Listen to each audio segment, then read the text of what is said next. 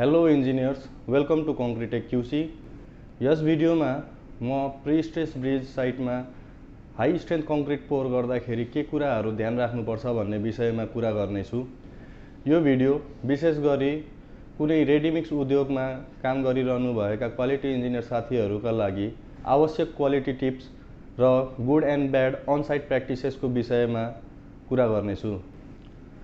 प्राविधिक साथीहरू चाहे गभर्मेन्टल सेक्टरमा चाहे प्राइवेट सेक्टरमा कार्यरत हुनुहुन्छ भनेदेखि तपाईको लागि पनि यो भिडियो महत्त्वपूर्ण हुन सक्छ। निर्माण जगतसँग सम्बन्धित कुनै पनि व्यक्तिका लागि यस भिडियोमा जान्नै पर्ने कुराहरू समेटेको हुनाले कृपया भिडियोलाई अन्तिमसम्म हेरिदिनु होला र तपाई यदि च्यानलमा नयाँ हुनुहुन्छ भनेदेखि च्यानललाई सब्स्क्राइब गर्न नभुल्नु होला।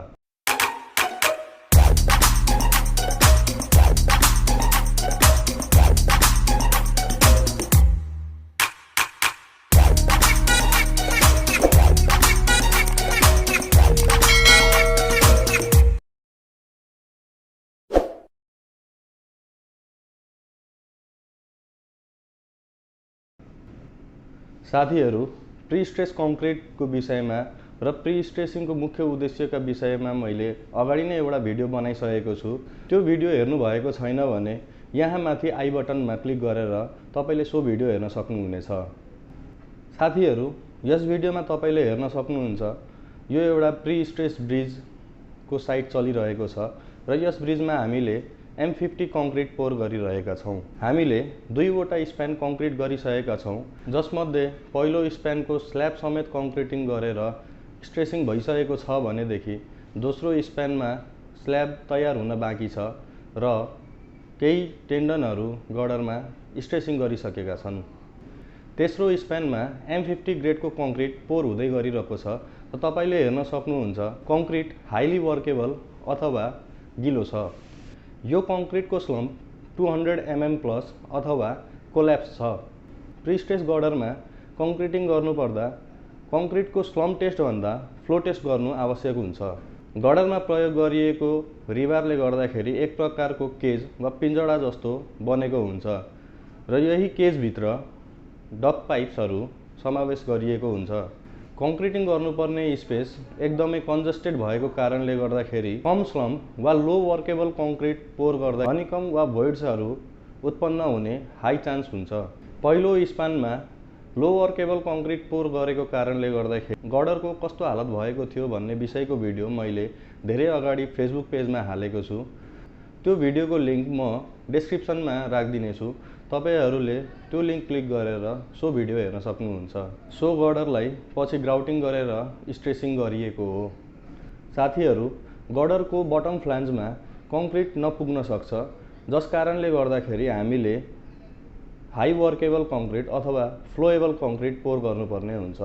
तपाईसँग फ्लो टेस्ट गर्ने एपारेटस भए राम्रो, नभएको खण्डमा स्लम कोनले पनि फ्लो टेस्ट गर्न सकिन्छ र सो टेस्टको भिडियो पनि मैले फेसबुक पेजमा हालेको छु। त्यसको लिङ्क पनि डिस्क्रिप्सनमा राख्नेछु र तपाईले त्यो भिडियो त्यस लिङ्कबाट हेर्न सक्नुहुनेछ। एडमिक्सर्स, टेस्ट एपारेटस र उचित मटेरियलहरू उपलब्ध भएमा हामीले सेल्फ कम्प्याक्टिङ कङ्क्रिट पनि हाल्न सक्छौं। यस्तो प्रकारको कङ्क्रिटमा low water cement ratio high performance admixture अथवा सुपर प्लास्टिसाइजरहरूबाट मेन्टेन गर्न सकिन्छ।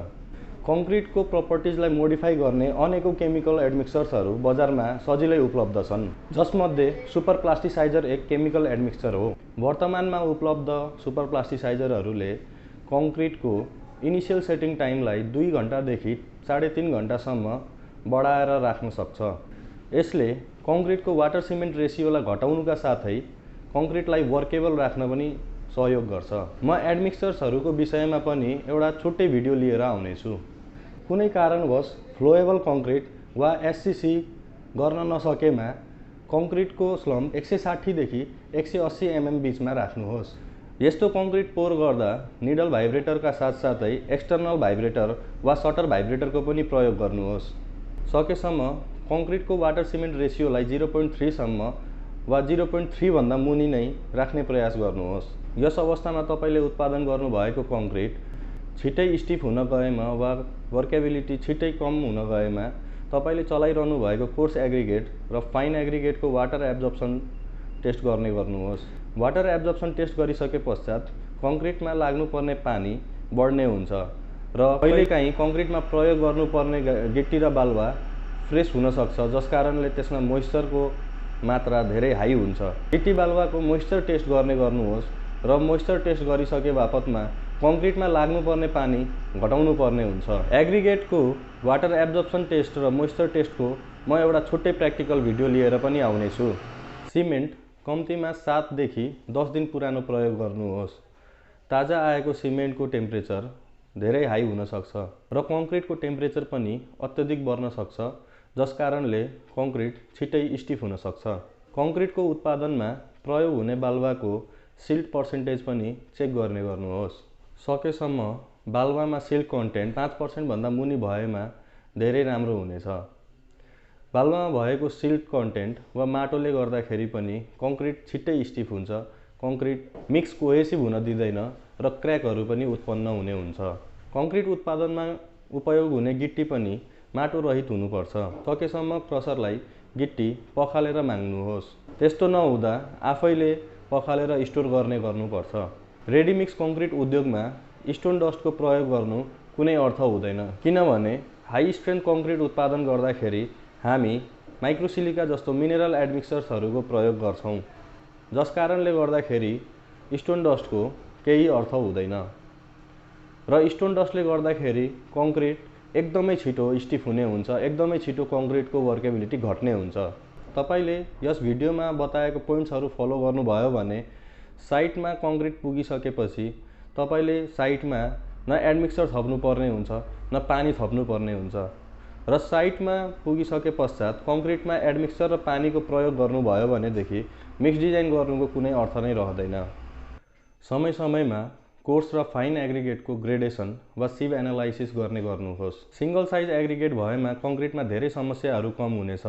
एग्रिगेट ओभरसाइज भएमा 10 mm डाउनको गिट्टी र बालुवाको मात्रा बढाउनु पर्ने हुन्छ। अर्डरमा बटम फ्ल्यान्जको लागि 10 mm गिट्टीको रेसियो अलिक बढाएर राख्ने गर्नुपर्छ।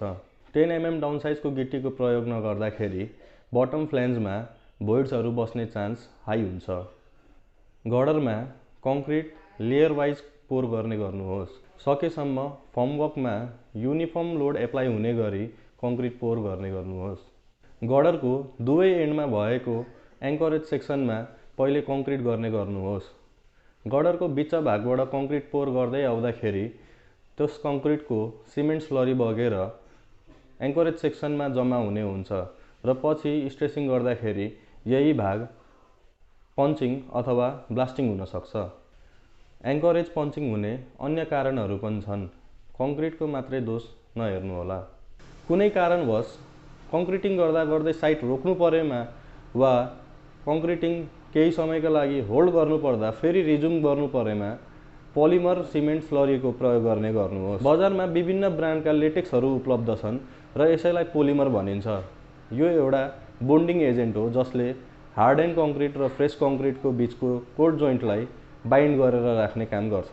तपाईले खरिद गर्नुभएको प्रोडक्टको स्पेसिफिकेसन अनुसार रेसियो मिलाएर सिमेन्ट स्लरी बनाउनुहोस् र हार्ड एन्ड कङ्क्रिटमा फेरि फ्रेस कङ्क्रिट पोर गर्नुभन्दा अगाडि सो स्लरीलाई स्प्रे गर्नुहोस् र त्यसपछाडि कङ्क्रिट पोर गर्नुहोस्। मैले यस भिडियोमा तपाईलाई कुनै किताबमा लेखेको कुरा पढेर बताएको होइन, यो मैले आफ्नो अनुभवबाट तपाईलाई केही क्वालिटी टिप्सहरू सेयर गरेको हुँ। तपाईलाई यदि यो भिडियो मन परेमा तपाईले भिडियो लाइक गर्न सक्नुहुन्छ, च्यानलमा नयाँ हुनुहुन्छ भनेदेखि च्यानल सब्स्क्राइब गर्न सक्नुहुन्छ र अरू केही जिज्ञासा भएमा तपाईले कमेन्ट सेक्सनमा मलाई सोध्न सक्नुहुन्छ। धन्यवाद।